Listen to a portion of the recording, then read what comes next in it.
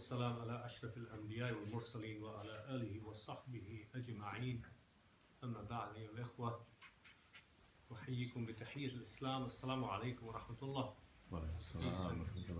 Mercy of Allah be with you all. ونسأل الله تعالى أن يغفر لنا ذنوبنا ويكفر عنا سيئاتنا ويتقبل منا. نسأله بعلم نافع ورزق واسع وعليه نتوكل وإليه المصير ولا حول ولا قوة إلا بالله العلي العظيم. Praising Allah as we always do, we praise Him. He is only one worthy of all praise, and we seek His forgiveness, guidance and His mercy. We ask Allah to accept our efforts, to forgive us, to guide us. We ask Allah for useful knowledge and understanding and wide sustenance. And we depend utterly on Allah subhanahu wa ta'ala. To Him is our goal. We send peace and prayers on the final Messenger Muhammad sallallahu alaihi wasallam. Kama qala ta'ala, Inna Allah wa malaikatahu yusalluna ala nabi. Ya ayyuhalladhina amanu sallu alayhi wa sallimu taslima. Allahumma salli wa barik ala Muhammad wa ala ali Muhammad kama sallayta wa barakta ala Ibrahim wa ala ali Ibrahim innaka Hamidum Majid. We continue. I left in finishing off the topic of jihad. To remind you, we've been going for many weeks on this topic, and we're towards the last stages of it. And we talked about the real meaning of jihad in contrast to qital, to fighting, and how qital is nevertheless part of jihad under jihad, but as Ibn al-Qayyim points out, vast majority of jihad is actually not qital. And qital in jihad is delayed till the last resort in certain situations, scenarios which I've given before, even though there's a difference of opinion amongst ulama about defensive and offensive warfare, whether it's allowed in Islam. I believe the best opinion is that it is only defensive warfare that is allowed in Islam. And there is no evidence in Quran and Sunnah suggest anything to the contrary. In fact, the evidence in Quran and Sunnah is in line with that. And historical fact of what happened and what Muslims did in history is not an evidence to show you what Islam and the Sharia say in regards to offensive or defensive warfare. Jihad, we were on the topic, and as I mentioned to you before, Ibn al-Qayyim divided jihad into 13 categories. This, our brother asked last time, where is it? It's in his book Zad al-Ma'ad fi Hadyi Khayrul Ibad, which is his famous work. Provisions for the time to come, the hereafter, in other words, in following the guidance of the best of creation. That's his book title. He wrote this book on his travels, actually, so it's interesting. And therefore, part of it is also Seerah of Rasulullah sallallahu alaihi wasallam, and he discusses jihad in that. Shaykh Dr mentions this in his famous book Al-Awlawiyat, Priorities. If any of you had a chance to look at it, I studied it about 15 years ago in Arabic. I don't know if it's been translated to English ever since or other languages. But there he mentions priorities in Islam, because as I mentioned here on many occasions, everything's not the same level. And same with jihad, why he mentions it here, to show the different grades of jihad and how it has to be understood and not just pluck a hadith out of the air and try and apply it, as we'll see, willy-nilly without any context or understanding and application. And perhaps we end up causing more harm, as many with limited knowledge do actually, and we can see it around us. They think they're following, they're actually causing much greater harm to humanity and to the very people and deen, the people of the deen that they're proposed to be defending. And that's what happens when you don't have an understanding of this. So jihad, he divided in 13, but we covered 6 parts last time, if you remember. 4 of them, first 4, were on the self. Ibn al-Qayyim said, jihad, the struggle to gain knowledge and the right knowledge and the right understanding. Second, jihad, so I'm not going to go through in detail as I did last time, just to remind ourselves. Second was jihad to practice the knowledge. Knowledge, iman, and then amal as-salih. It requires us to struggle to do that. Otherwise, we can just lie there passively and say, yeah, I'm Muslim, and then do nothing. So struggle means striving, which means striving to reform ourselves in our character, in our behavior, which is what Islam is really about. The third, he said, jihad, the struggle to share with, when you practice, share with those who are ignorant of the faith. And here, ignorant can mean people who haven't received the message, who don't understand, ignorant from the Muslims, ignorant from the non-Muslims. So in that sense, this is the da'wah, which is inherent, the struggle. And I mentioned in my khutbah that this is part and parcel of being Muslim. As you behave with your neighbor, with your colleague, with interact, because it's about that, that's what Islam's about, then there's a natural fragrance of Islam which you share with others, and to struggle to do that. And fourth, in doing all these things, you will come across obstacles in your way. Then, وَتَوَاسَوْا بِالْحَقِّ وَتَوَاسَوْا بِالصَّبْرِ, exhorting one another, enjoining, helping one another to face these challenges with sabr. So the fourth, he said, is the jihad, the struggle. For sabr, in this he meant sabr to be continuous, to be patient and steadfast. Continue along this journey. Khatwa bi khatwa. As the Prophet says, al-qasda tablugu. Kama qala fi sahih hadith sahih. That step by step, little by little, you will get there. So this is that sabr to continue. So 4 there on the self, all to do with the self. So, and then 2 more he mentioned against shaitan. That is again on yourself. First one was against doubt. Shaitan putting doubts in who? In me, not in others. So my jihad against him putting doubts in me to develop yaqeen inside me. Yeah? And we discussed that last time. How do you develop yaqeen? What kind of actions? Ibn al-Qayyim doesn't discuss that. We discussed it last time. Yeah? And the second aspect from shaitan was shaitan enticing you with the things in dunya to try and get you to fulfill your desires in a haram way. And what does that require? Another kind of sabr. Sabr here means controlling oneself. Here sabr means being patient, but more than that, here is control. Sabr against shaitan. The jihad for sabr against shaitan's enticing. Because we're human beings and he uses those things, to entice us. So these 6 are the 6 jihads. Look at them.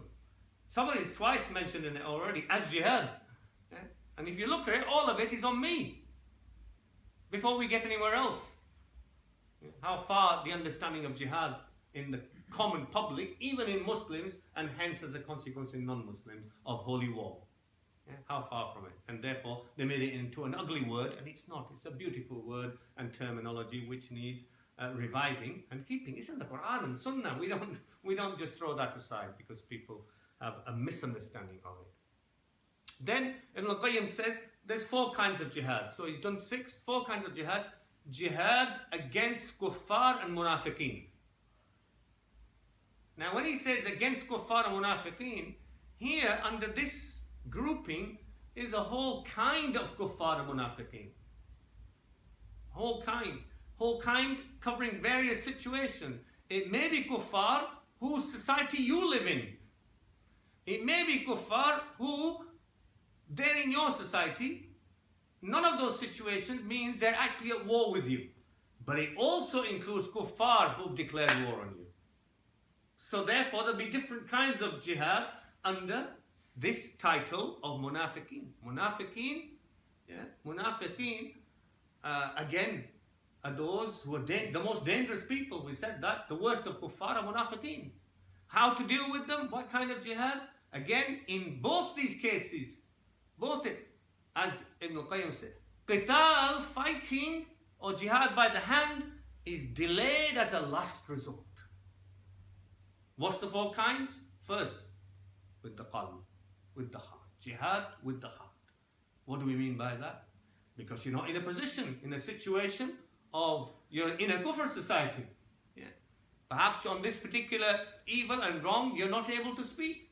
So here, you strive with your heart. You hate the evil that's going on around you.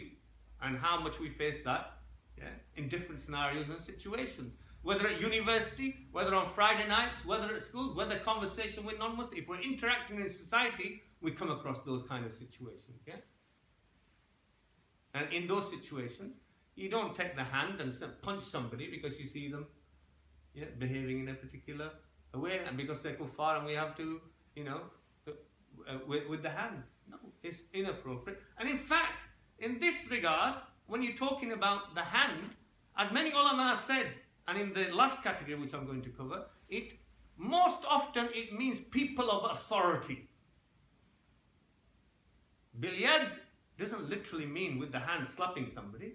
Bil-yad means power, means control, that you have authority. It means usually government power you have to make laws against the kind of kufr that is going on. You understand me? Yeah? Doesn't necessarily mean fighting either. Yeah? Fighting, as I said, is a last resort in somebody trying to fight you. Even when somebody declares war on you, you try and do peace treaties. So, 4 kinds of categories. Jihad of the qalb with kuffar munafiq. Second, lisan, the tongue, which is you're doing treaties, deals, trying to gain understandings to try and keep the peace. Is that right? As the Prophet ﷺ did. Even with munafiqs, it's not trying to do peace treaty, because munafiq's not a state, is it? You're talking about then talking and convincing them and trying to bring iman in their hearts, those who are munafiqs. Yeah? Nevertheless, it's through dialogue, through preaching. Perhaps their hearts will be affected. Can munafiqs become mu'min? Can they? Of course they can. You can change from kufr to iman. And that can happen with the way you approach them. If you're going to hit everybody with a hammer and a stick, what are you going to get? People will run away from you in the different direction. You're not giving them a chance. You're sending them to hell. You're sending them to hell. So here you go again. Again, it's with the tongue, with the heart, with the tongue. And tongue means writing as well. I said that to you before as well. So all those kind of scenarios, and then with amwal, with the wealth. With wealth. That means spending. Maybe spending. It may be coming to a deal again with somebody who wants to be at war with you to do an economic deal. It may be economic sanction. You understand? Jihad by struggle with the mal, again the state, does economic sanction. It doesn't actually go in for the warfare, but it does economic sanctions of somebody who's declared war to weaken their situation. As we find in Seerah, we come into that stage in Seerah with Rasulullah ﷺ, or what he tried to do with the Quraysh who declared war on Medina. And that fact is often missed by Seerah writers and those who have studied Seerah. And therefore they see a twisted version of what the Prophet ﷺ and the Sahaba were doing in Medina. So, bi amwal, 3rd kind of jihad. So 3 there. 4th one, bil-yad. Here means, as I said, not Joe Abdullah going down the street using his fists to beat up people, because bil-yad means authority, power, means state. The state declares warfare against a state that's declared warfare, and Islam teaches defensive warfare. Yes, then that qital comes under jihad as well. But it is as a last resort. It is as a last resort. So, 4 there. So after that we've got 6 and 4, 10 have been covered. There's 3 left now. And Al-Qayyim says these last 3 come under the category now of jihad against zalimeen, wrongdoers, oppressors, evildoers in society, mubtadi'een, those who are trying to twist the message of Islam, give a corrupted version of Islam, and those who are doing munkar, all kinds of evil in society, whether they're murderers, robbers, evildoers, deceivers, doing the system, etc., etc. All those categories are under the category of munkar. Dhulm and munkar. Munkar is a wide category. All that is wrong, all that is not good according to the Sharia of Allah subhanahu wa ta'ala comes under munkar. Munkar, that is rejected, wrong, and sinful. And sinful. Munkar, however, the person committing it may not be committing a sin. They may be majnoon, they may be a child, but the action they're doing is still munkar, although they're not sinful. You follow me?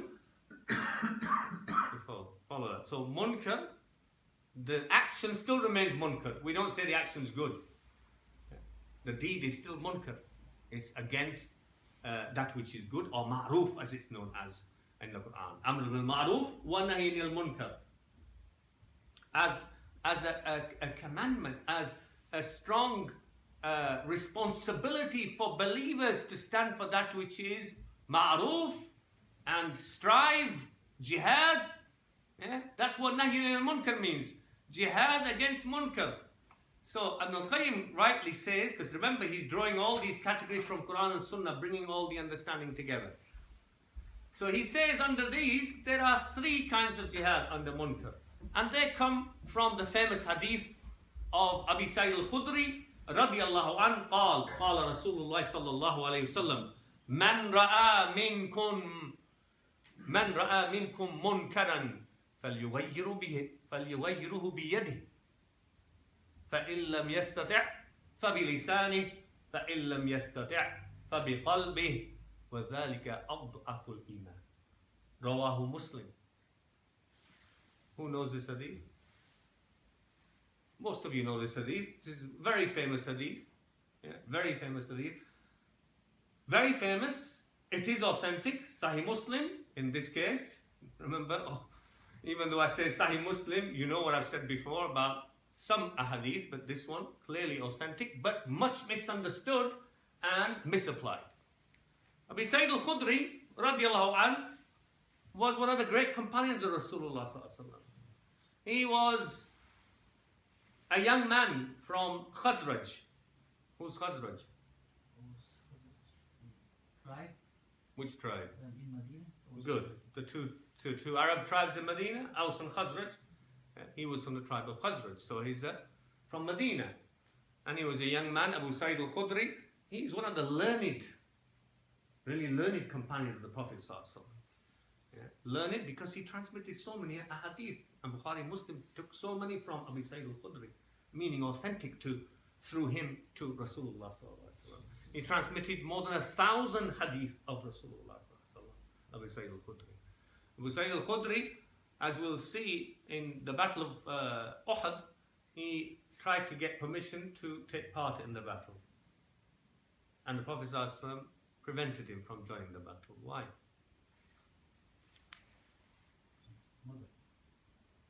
He was too young. He was too young. He was about 13 years of age.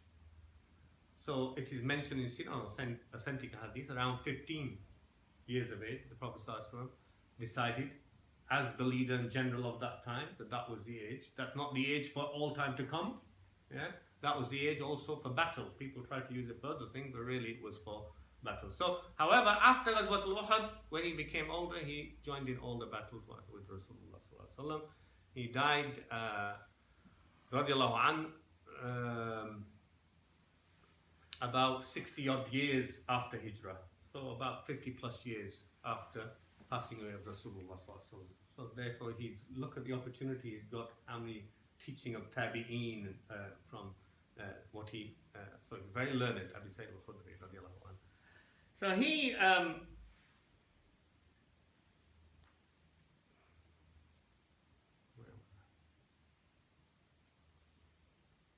yes, come back.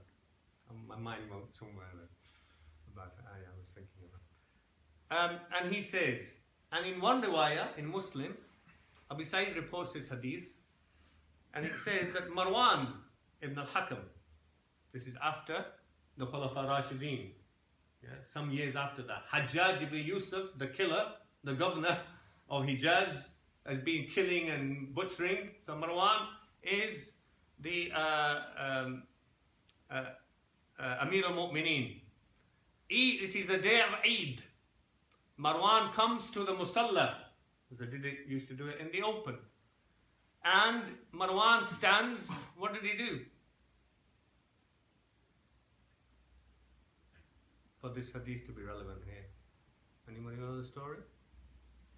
Marwan stood up and he did the khutbah first before he prayed the 2 rakats for Eid prayer.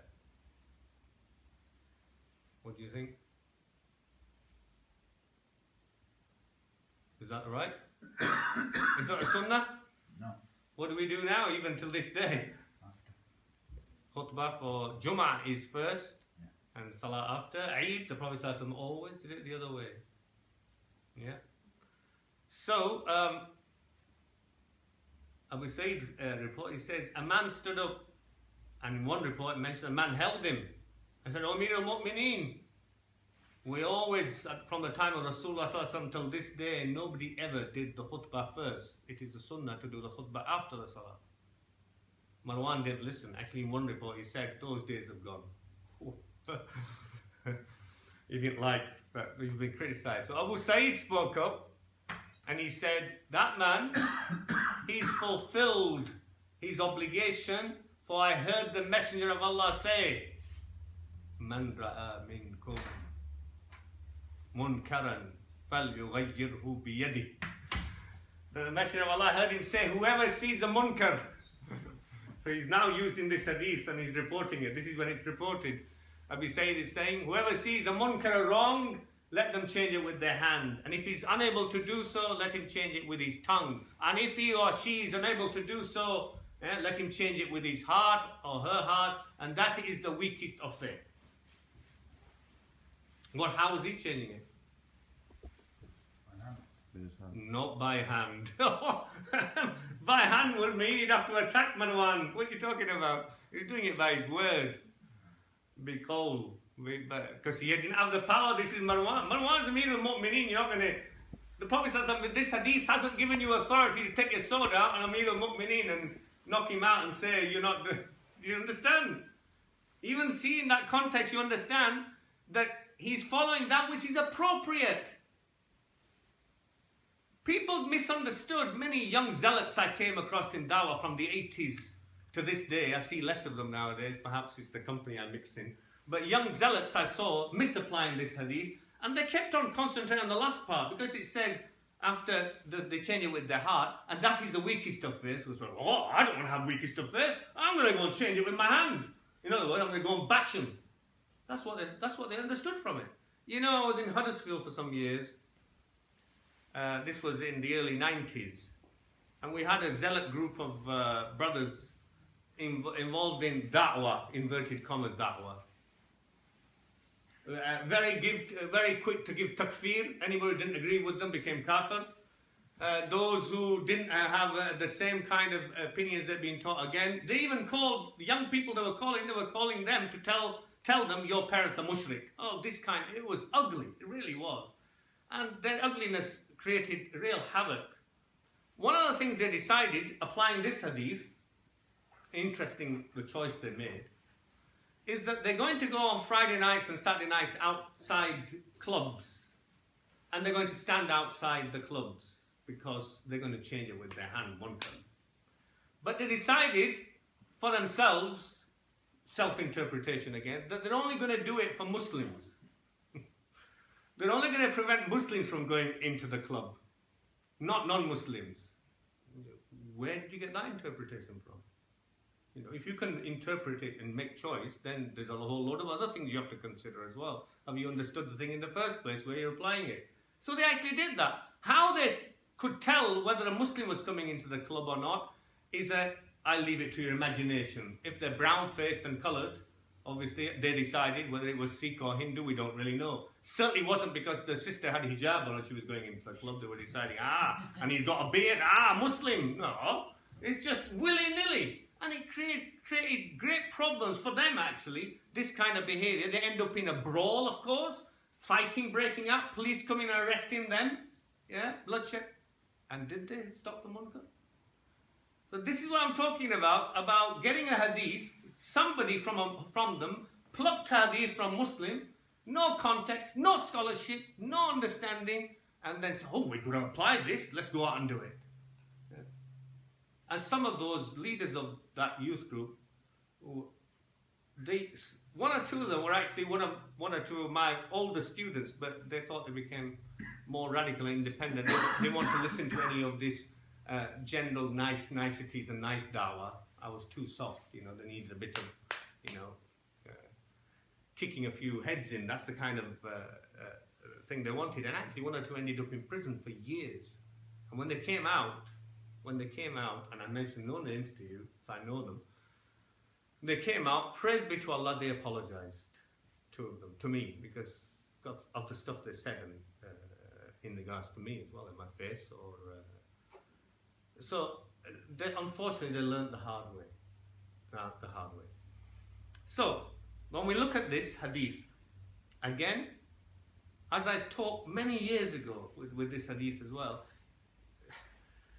changing it with the hand is not necessarily for the individual. In most circumstances, that hand means authority and power.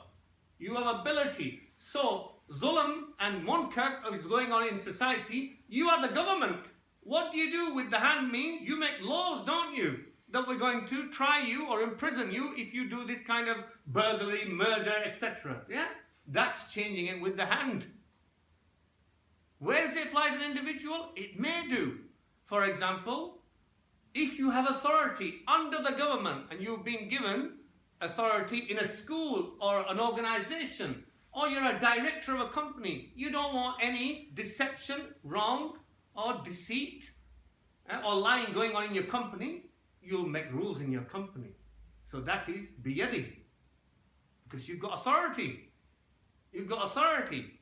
However, under that authority, even you've got authority, living in this country, you're not going to be able to break the laws of the government. Yeah, because while doing that, for example, if you take a company now and say, I'm not going to employ homosexuals, for example. Can you do that today here in this country? No, you can't. And actually, is that allowed to be done even in an Islamic society? That's a big question for you to go and think about. Yeah? So where are you going to stop then? I'm not going to employ somebody who lies. I'm going to employ somebody who sins. I'm not going to employ... Yeah, where does it go? It's a big question to think about. But I'm just giving you a simple example, black and white kind of example. Can you make such a law in the country? No, because you'll be breaking the law of the country.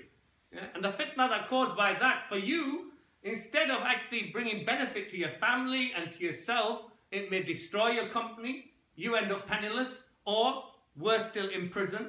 Your family suffer as a consequence of it. What kind of preventing munkar is that? So when ulama talk about preventing munkar, they say, in preventing one munkar, you have to see whether you're leading to a bigger munkar.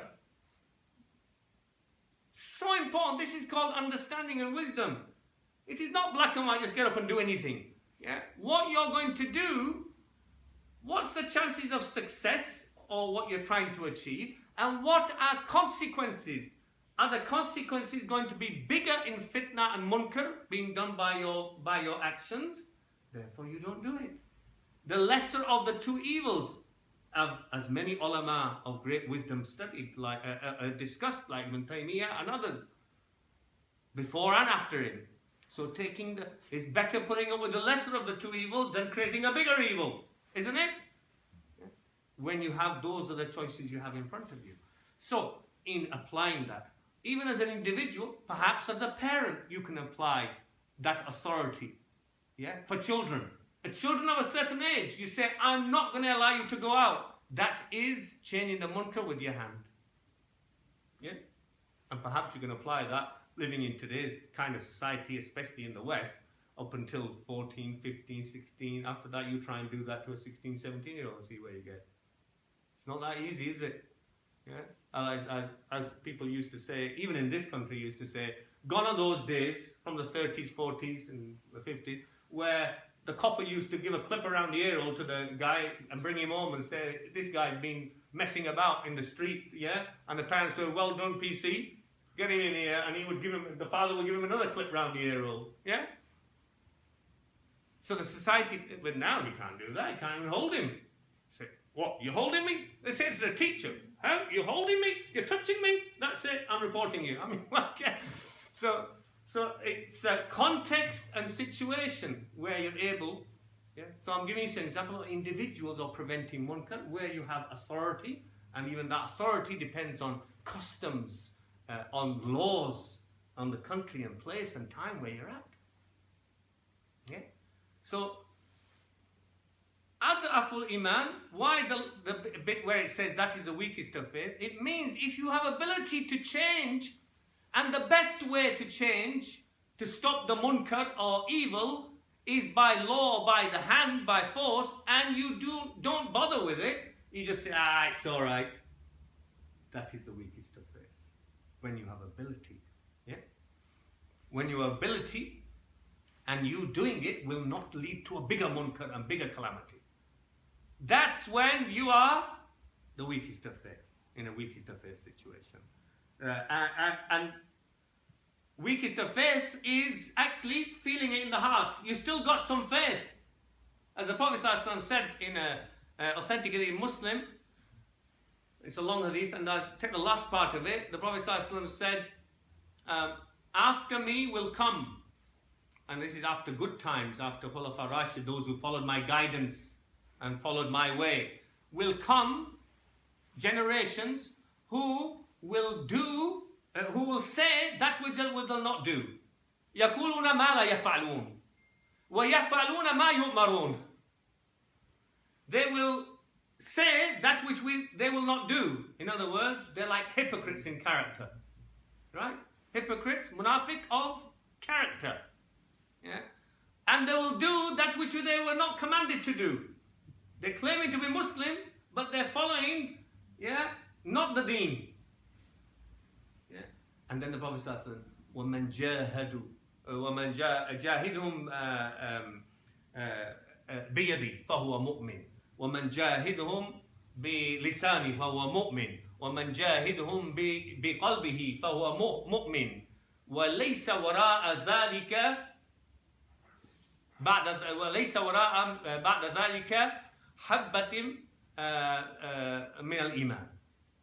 So in this, the Prophet ﷺ clarifies that when you see that kind of munkar going on, the one who strives against them with, if they have the authority and power, with their hand, one who strives against them with their tongue, speaking out, as is mentioned in the other hadith of Man Ra'a Minkum, then they are mu'min, they are believers. The one who does it, they are mu'min. The one who does it with their tongue, they are mu'min, they are believers. The one who does it with their heart, they despise it in their heart because they don't even have power to speak.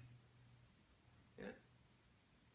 For example, they made a law here, again, it has to be homosexuality. You have to be very careful what you say. So we say that homosexuality is against the Quran and Sunnah.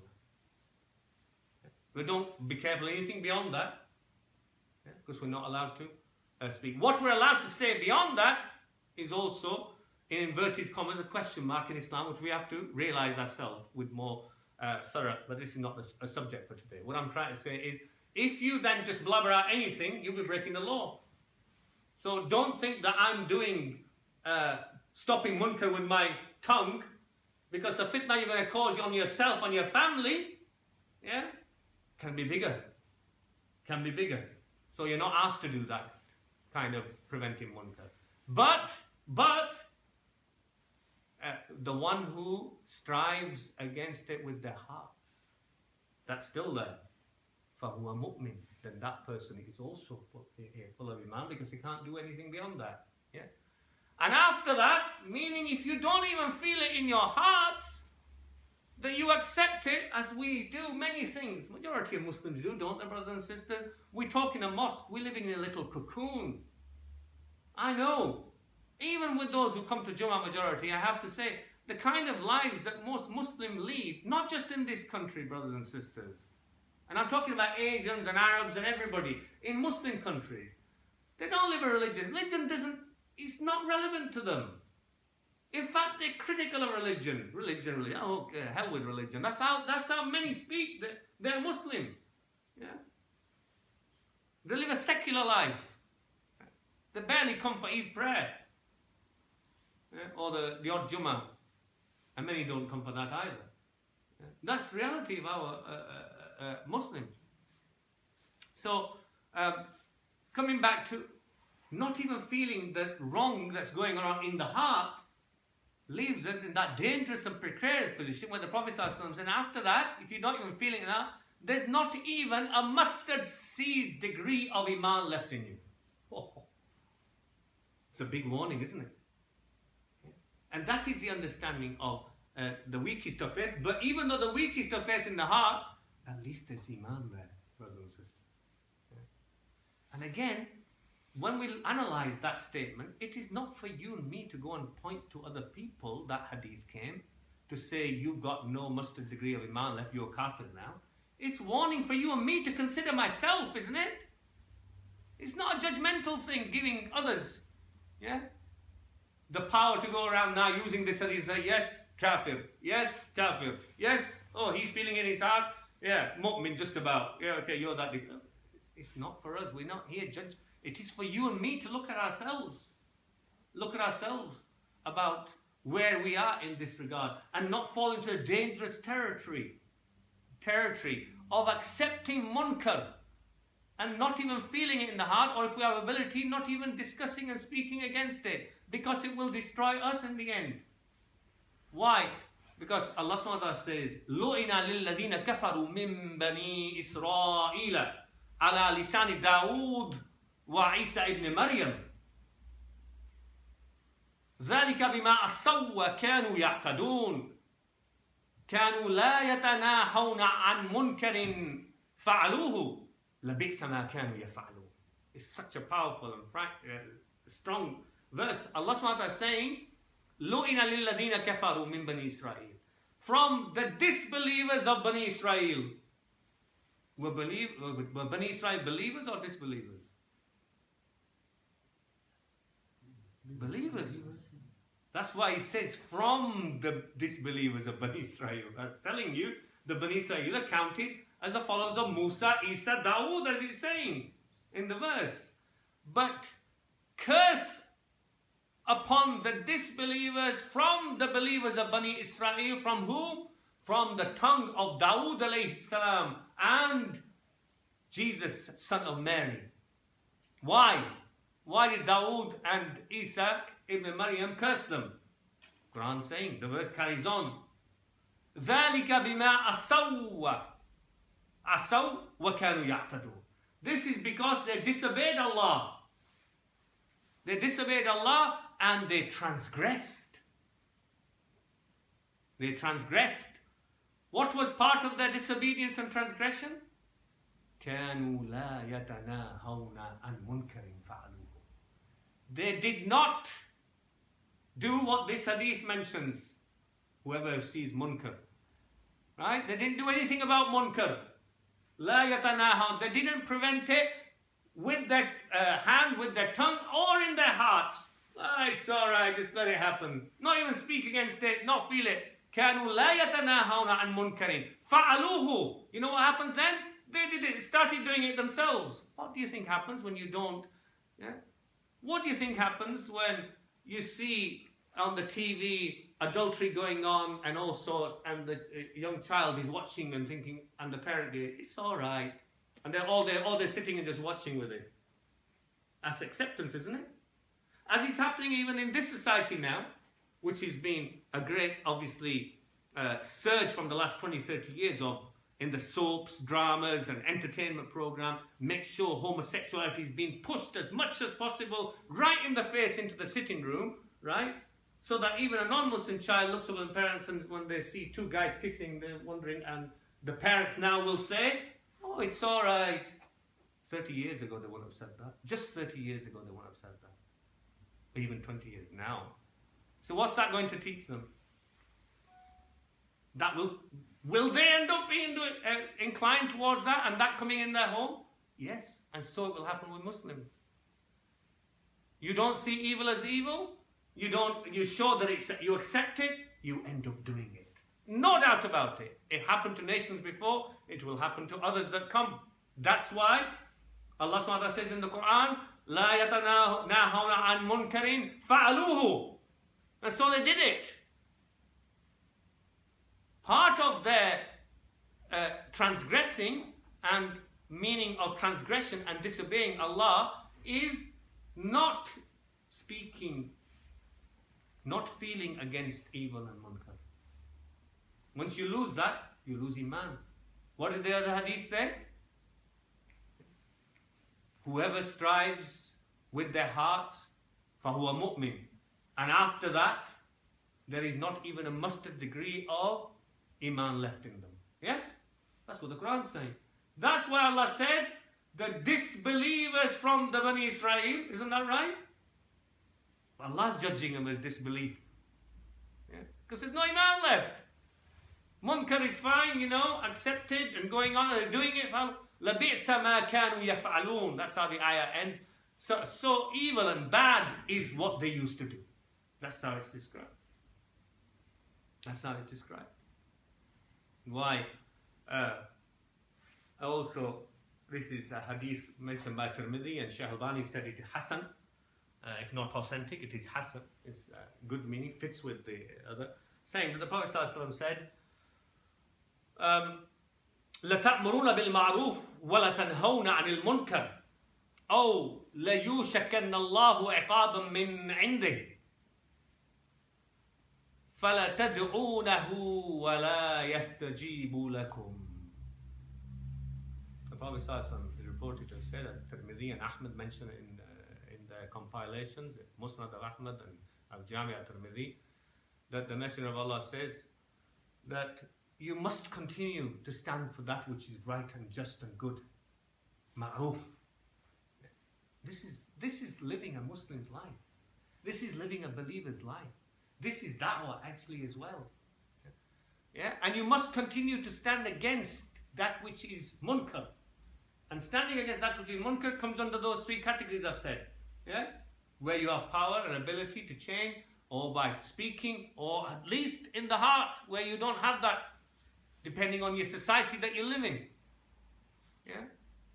Keeping in mind what consequences it will lead to. All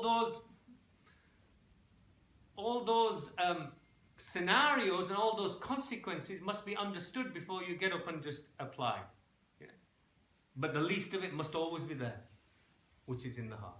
Yeah? And of course, is it munkar? Is it munkar? Like Imam Ahmed said, and this is a big debate, I don't want to go into it. Imam Ahmed said famously, he said that the person who drinks nabiz, this is used to be a drink which was fermented with dates for a few days. The people of the Hanafis, specifically the people of Iraq and that side, used to see it as being allowed. The majority of other scholars saw it as alcohol, khamr, and they said it was forbidden. Imam Ahmed said such a person who drinks nabiz should be flogged as though they drank alcohol. Except, he said, if he's drinking it following the scholarly opinion which allows it. This is wisdom, you see, because he's following opinion on scholarship. Yeah. He doesn't agree with it, but he's saying in that case, no. Is it munkar? Because for him it is not munkar. So here we have a situation of what is munkar. Yeah. What you might define, yeah. Some say, oh, listening to my music going off on the telephone is munkar. Yeah. Others say no. I say no, it's not. So you, in this case, you keep your opinion, but you respect the opinion where there's been legitimate ikhtilaf from the time of Sahaba till this day, for example. I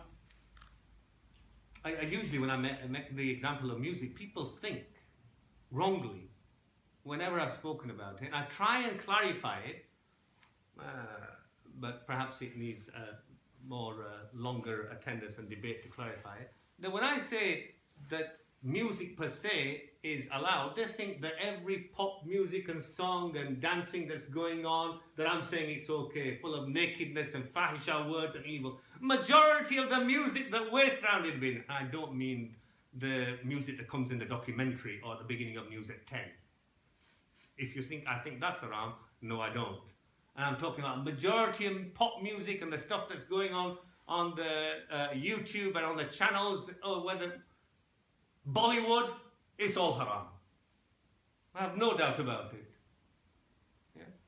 But it's not haram because of the ding-a-ling-a-ling-a-ling. It's haram because of the words and the fahisha and everything that's going on with it. So don't misunderstand me when I say I have an opinion about music. I'm not the only one in that regard. Anyway, coming back to munkar, the Prophet ﷺ saying in this Hasan Hadith in Tirmidhi that you must continue to do that, standing for that which is right. Yeah, because actually in the Hadith, even though it says whoever sees an evil, let them change it. Why doesn't it mention anything about ma'ruf? Why doesn't it mention anything about ma'ruf? Why does it just mention about munkar? Because the opposite of it is ma'ruf. Because when you're speaking out, trying to stop all kinds of evil in society, what are you doing? You're doing ma'ruf. You're doing amr bil ma'ruf. You follow me? It's two sides of the same coin. Yeah? So, Prophet just needs to mention one, it means you're doing the other. Amr bil ma'ruf wa nahy anil munkar. Of course, amr bil ma'ruf wa nahy ma'ruf is much more than that. Yeah? And that is a part of spreading good. And when we talk about earlier on about kuffar, munafiqs, how to deal with the lisan, and all that comes in about da'wah, about udu ila sabili rabbika bil hikmah wa maw'izatil hasana, invite unto the way of your Lord, yeah, with wisdom and with argument which is maw'izatil hasana, with good and nice argument, yeah, how we deal with them. This is the da'wah. All that comes in the ma'ruf as well. Yeah? That's a jihad. That's under the category of jihad. Coming back to the hadith, which was a warning, saying you must continue to stand for that which is right and good, and stand against all that which is evil and munkar and wrong. Oh, perhaps soon a punishment will come from Allah. عقابا من عنده. لَيُوشَكَنَّ اللَّهُ عقابا من عنده. And in one report I saw as that it will come for all of you. Not just the disbelievers, but for believers especially, because they are not, disbelievers can perhaps say we didn't know. Believers especially, what's the punishment? فَلَا تَدْعُونَهُ فَلَا يَسْتَجِيبُ لَكُمْ. Then you will make dua to him. Ya Allah, change the state of Muslims. And your dua will not be answered. Dua will not be answered. Why? Because you became like the kafirin of Bani Israel. لُعِنَ الَّذِينَ كَفَرُوا مِنْ بَنِي إِسْرَائِيل. Is that right? You understand why it's saying your dua won't be answered? Because you go around and you're not following the deen. Yeah? You're involved in all kinds of things. You know, we don't pray 5 times a day. We lie, we cheat, we deceive, we do each other. We're less trustworthy than the non-Muslim. Then we say, Ya Allah, help me. Yeah? Ya Allah, help me. So how will the dua be answered? The Prophet ﷺ said it in another hadith, didn't he? Yeah? When a man comes, أشعث أغبر يمد يديه إلى السماء قال يا رب يا رب ومطعمه حرام ومشربه حرام وملبسه حرام وغذي بالحرام فأنى يستجاب له كما قال رسول الله صلى الله عليه وسلم. A man comes with disheveled hair, yeah, dirty and dusty, which is against Islam actually. Yeah, cleanliness, yeah, away from that kind of filth is the way of Islam. And he raises his hands to the heavens saying, "Oh Lord, oh Lord." And the Messenger of Allah says, and his food is haram, his drink is haram, his dress is haram, and he's nourished in a haram way, he lives a whole life of haram. So he said, the Messenger of Allah then said, so how can he be answered? How can he be answered? So, at the end, under the category of dealing with wrongdoers, munkar, those doing bad in the society, then there are 3 levels of jihad, the last 3 from the 13 that Ibn Qayyim mentions. Yeah? With the hand and having authority and power, with the tongue, where you have the ability to do that, or with the heart as a minimum. Yeah? If you have no other ability, the heart's always got to be there. Yeah? Because nobody can open your heart. Isn't that right? Iman, you can even Yeah, in the end, nobody can take Iman away, even under duress. Yeah, you are forced to denounce, nobody can take it away from there. As happened with Ammar ibn Yasir, famously in Mecca. Yeah, when they were being persecuted, his parents, Sumayyah and Yasir, were killed, and he was also being punished and tortured, and he denounced. And the Prophet ﷺ said, if they do that to you again, you do it again. Because Allah SWT knows that Iman's still there in your heart. They can't take it away from you. Yeah? So nobody can say, oh, I can't feel it. Yeah, I can't feel it in my heart. I'll get in trouble. Nobody can say that, can they? I'll get into trouble because I dislike it in my heart. So you always have that ability as long as we have Iman, and therefore after that there is no Iman. That is an indication that you have some Iman. So we finished there finally with Jihad. I hope you found it informative, because certainly when I studied different stages of Jihad, when I studied these 13 categories, it was a good time for reflect. About 15 years ago when I studied it, it really gave the wisdom of Ibn al-Qayyim, how he put these categories there and put them in their places. And you see in all of it, yeah, you see about in all that jihad, so much of it is on yourself. It's about the tongue and how you speak. It's about spending. It's about doing good to others. Yeah, and delayed right as a last resort. Yeah, is either even done by the law. By the last resort is warfare, defensive, if you cannot even gain a peace treaty. So see how far it goes, right down to the almost a small print, fighting, qital, under jihad. That's why